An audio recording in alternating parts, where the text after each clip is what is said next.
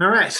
Um, so our talk today is calling it "Healthy Faith in Unhealthy Times." And so I'm going to go first, and I'm going to go through basically trying to clarify what some of the facts are around COVID-19. So trying to remove a lot of the unknowns, particularly around the vaccine, so that for anyone who is feeling a bit nervous about what's going on, so that you can have a bit more confidence about and having an idea of what's going on, so it can be less unknown. So I'm focusing around clarifying uncertainty, and the three kind of topics that I wanted to address briefly is how do vaccines work, so what's actually happening in the body when you get vaccinated, how are they tested, so what's the regime that we go through before they get approved, and then looking at how safe are they, and then looking at that, how it compares to the actual COVID infection as well. So the first topic here, how do you make a vaccine? How are they made? So the first part when you're developing a vaccine is obviously you need to know what the virus is. So you have COVID here. Hope you can all see my mouse. This is COVID here. And so the first thing you need to do when you're designing a vaccine is you need to pick part of the virus that you're going to give to the immune system so it can recognize it. Now with COVID here, you can clearly see the most prominent part is going to be these little red spikes that stick out.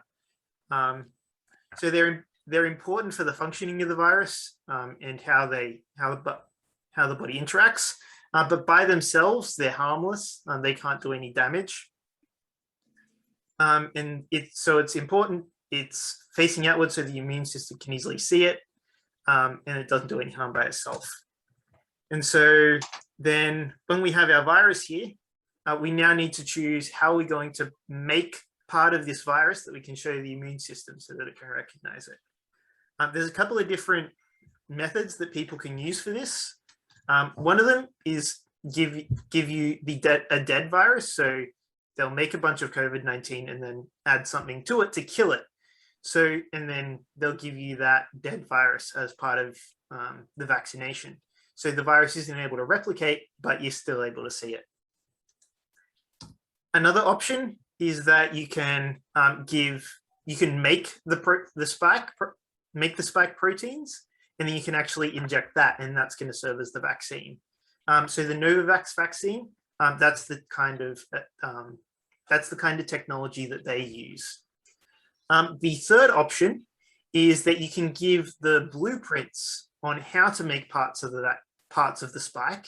You can give that to the body, and then the body will make some of the spike itself, so that then it makes it, it's able to recognize it and go from there. And so that's what the two vaccines that we're predominantly using in Australia are focused on. So there's the AstraZeneca one, and so it has this blueprint. It has the blueprints on how to make the spike inside a DNA here. And so the way I'll go through how it works, but they put it inside a disabled cold virus. So it's able to get the blueprints into the cell, but it doesn't do anything from there. The Johnson & Johnson vaccine and also the Russian Sputnik 5 are also similar in that they use a disabled cold virus. Then there's the more modern, more recently developed vaccines, which is the mRNA vaccines. So rather than using DNA as the messenger to carry the blueprints, they use mRNA, which is slightly more direct. And then they cover this in an oily bubble to protect the mRNA because it's really fragile, to then get that into the cells and go from there. So once you have the blueprints inside the vaccine, then you inject it into people. And then these blueprints need to get inside cells so it can actually make it. So in the case of the AstraZeneca, the cold virus comes in, it infects the cell, and then it delivers this DNA blueprint into the nucleus of the cell. And from there, the body's natural machinery can take that DNA and then translate it into mRNA, which is basically a temporary blueprint that the body can use to then make proteins out of. It's used all the time. That's how any proteins in your body are made. With the Pfizer vaccine, rather than going through this kind of secondary route where you go to the DNA and then it gets translated into the RNA, you just have this little oily bubble. It's able to get into the cell and it delivers the mRNA directly. So it's a kind of removing one of those steps in that process. And then once you get the mRNA in there, you have these ribosomes here. They basically read the blueprints and make the proteins. So you can see it's reading along this mRNA strand, and then it's making a little spike protein out here. So these proteins, they can join up to make spikes, or they can also be broken down by the body, and you're left with these tiny little fragments here. And then once you have these spikes and fragments inside the cell will put some of them on the outside of the cell. This is a natural part of the immune system because it's signaling to the immune system, hey, I've got this thing in here, is it okay? And it also lets the immune system check out what's happening. When the cell dies, it will also spill out all its guts, and that includes the spike proteins in these little fragments, so that the immune system can recognize it. And so once you have these little fragments, the immune system will come along, and it has these B cells which produce antibodies. And so it finds a B cell with antibodies that click onto this spike protein here. So when they hit onto the spike protein, they're able to block the virus and basically prevent it from doing anything, inactivate it, and then it gets degraded. So then if we have an actual COVID virus that comes into the system, your body has already made these antibodies and it remembers how to do it. And so if you get a COVID virus come in, it's able to just swarm it with all these antibodies. And then with these antibodies holding on, it's not able to infect any cells. And so you're protected against the disease. That's the way the immune system normally would work. If you weren't vaccinated, then it would go through this same process, except making the antibodies can take up to 2 weeks. And so by getting a head start with the vaccination, you're far more protected and your immune system is ready to fight. In terms of how do they develop the vaccine, this is a rough timeline of what the processes they go through to make sure that it works and also that it's safe for people to use. Firstly, you have preclinical development. And so that's stuff like making sure that the mRNA will actually produce the spike protein, making sure that you're making the valid target. Then they'll do animal trials. So in this case, they did it on mice that had been modified so that they were susceptible to COVID, and then checking, is there a reaction here? Is it safe? Then you have the phase 1 trial. This is starting with a small number of people. And this is checking, is it safe? Like, is anyone having really bad reactions? And also, does it actually stimulate the immune system? Does it look like something is happening here? Then there's the phase 2 trials. There they extend to maybe hundreds of people. And the focus there is looking, does the effect change drastically with different groups? For example, do the elderly react different to the vaccine to the young? So checking all those different groups and checking whether that's effective. Then they go to the real important one, if it's past safety and all those ones, which is the phase 3 trial. So in this case, they take tens of thousands of volunteers. In this case, it was about 40,000 each for the AstraZeneca and Pfizer vaccines. And it was over a period of about 4 months. And this is where they start getting the real data. So they're looking for rare side effects that you can see in under 10,000. And then that's also where they evaluate the efficacy. So you've probably heard that number where it's like 70%, 80%. Those numbers come from this trial where they're looking at how effective is it at actually preventing COVID disease in severe cases. That's primarily what they were focused on. But it's also looking for safety as well. Once they have all this data, it goes to the TGA or the FDA, depending what country you're in. They look at all this trial data and then from there go, yes, this is safe, yes, this is effective. If it's not, then they'll reject it. And then they go into what's called phase 4 here, which is where you're making the vaccine, you're distributing it to the wider population. And then there is also continued monitoring. And so it's this phase 4 monitoring that picked up stuff like the AstraZeneca blood clots that are maybe a couple in a million. And so you didn't have enough people in this phase 3. But now that we've vaccinated a lot of people, we're able to see these really rare side effects. And so we keep monitoring it for the safety sake. So that brings us to the side effects of getting the vaccine. So the majority of the side effects are basically coming like you came down with the flu. Generally, if you get the AstraZeneca shot, they're going to be the worst after the first shot. Pfizer, they're generally worse after the second shot. But they're fairly common side effects. You might have headaches, muscle pain, fever, chills, injection site reactions. So that'll be like pain around where they gave you the needle, a bit of swelling there, fatigue, nausea, and dizziness as well.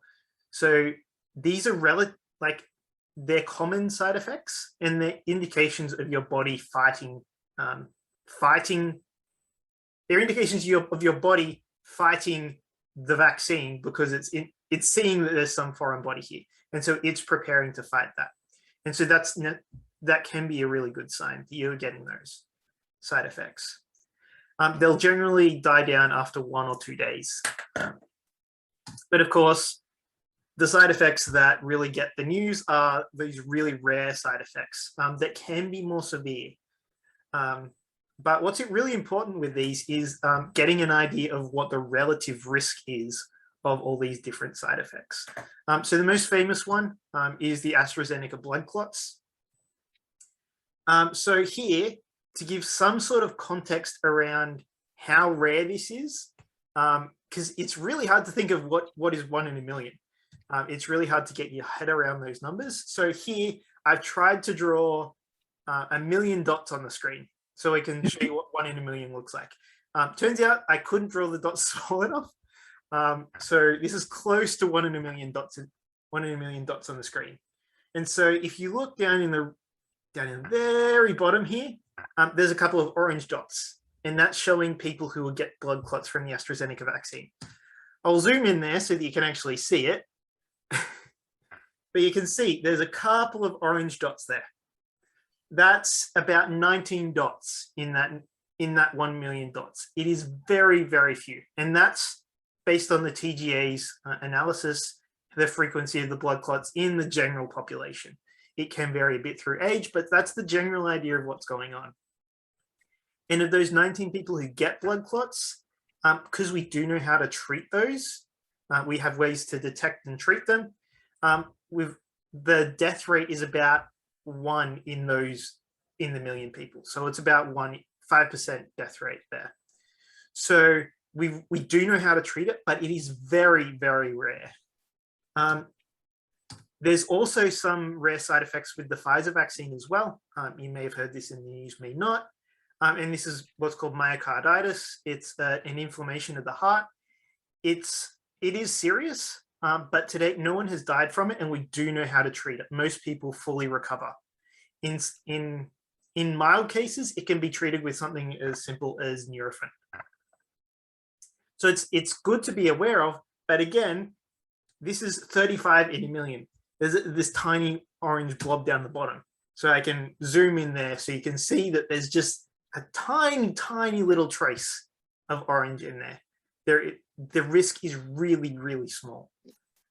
And it's important when you're weighing up these risks that you're also weighing up the risk of the vaccine versus the risk of COVID infection. And so if I look at that, and now I've plotted 100,000 dots because that's a little easier, you can see the relative risks associated with COVID-19 infection. So the blue, that's everyone who recovered okay from COVID. But here we've got orange dots. So that represents 23% of people. And that's people who have COVID symptoms 30 days after their initial infection. So that's a month of suffering some lingering side effects. And then best guess is probably maybe 13% still have long COVID, so at least one COVID symptom hanging around 120 days. So that's 3 months of being somewhat sick. So that can be fatigue, it can be a cough, It can be a number of different things. So that's a not insignificant number. Like these are this is a lot more dots than those 1 or 2. And then lastly, down the bottom here, I have red. So that's people who would get hospitalized in the least at-risk age group, so the 18 to 29 age bracket. So you've got this stretch of red down here. There's also a line of purple down the bottom, and that would be people in my age group who will go to the ICU. And then this pink strip that you can see here, that's people my age group who would die after getting COVID infection. Obviously, the risk changes depending on different factors, but that's the risk that you need to weigh up when you're balancing the risk of, say, the AstraZeneca blood clots versus the risk of COVID-19 infection. The risks are much, much higher in COVID infection. And then if you get vaccinated, it significantly reduces these risks. So this is the same age group here, but now up here we have this brown population. And so some people estimate that it's roughly 50% effectiveness, 30 to 50% of people who would get vaccinated and then never get infected at all. That no symptoms, they would never test positive. And so that's 50% of people who just don't get the virus. And then we have these long COVID cases down here. Estimates are that it cuts the incidence of long COVID by roughly 50%. And so these numbers have halved.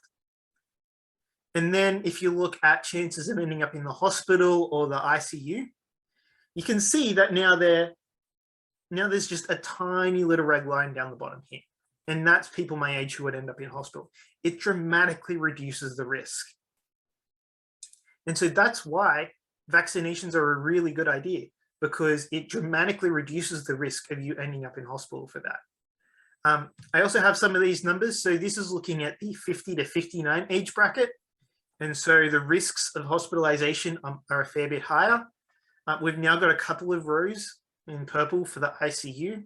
And most of this line down the bottom here is pink for people for age 50 to 59 who would die if they got infected with COVID. And then you have the more at-risk age group, the age group that we really need to be protecting with these vaccines. And this is the 70 to 79 age group. It gets worse as you go older as well. But you can see this evaluation up here for the 23% who get long COVID. Well, there's roughly 23% who would just end up in the hospital. That's why you can't see any orange on this graph. And then there's a very large group here of age 70 to 79 who would die from the infection. And in fact, the number of people who die is greater than the number of people who end up in the ICU, because they don't always make it. But then if you vaccinate these people, then the numbers go drastically down. You get all these people who won't get infected. And now our hospitalization is down really, really low. And so we can actually see some effects of long COVID again. And so it really dramatically lowers the risk. In fact, vaccinating an age 70 to 79 reduces their risk to, I think it was below what the risk is for just an age 20 to 29 people. And so when you're weighing up the risk of looking at the vaccines, you need to remember that you're not weighing up the risk of getting vaccinated versus not getting vaccinated. You're weighing up the risk of getting vaccinated versus the risk of getting COVID. Because fact is, we're abandoning COVID-0 and it is not going to go away. And so the odds of getting COVID in the future, if we vaccinate very well, they'll be maybe a bit worse than catching the flu. If we don't open up well, then it'll be far, far worse than catching the flu. And so the best way to minimize these risks is to get vaccinated yourself. That drastically reduces the risk for you. But because of this 50% of people who don't get infected at all, that means they can't pass it on to people. And so by getting vaccinated, the risk of actually getting infected goes down as well, reducing all these risks even further. It's natural to be nervous about something about a medical procedure like this. Frankly, I was a little bit nervous when I went and got my shot the other day. Part of that's because I'm not really a huge fan of needles, but it's natural to be nervous. But the risks are very obvious. It is an easy choice to make if you're just balancing up those risks. So with that, hopefully that covers any uncertainty that people had. But I'll pass over to Dad now to share what he had to say.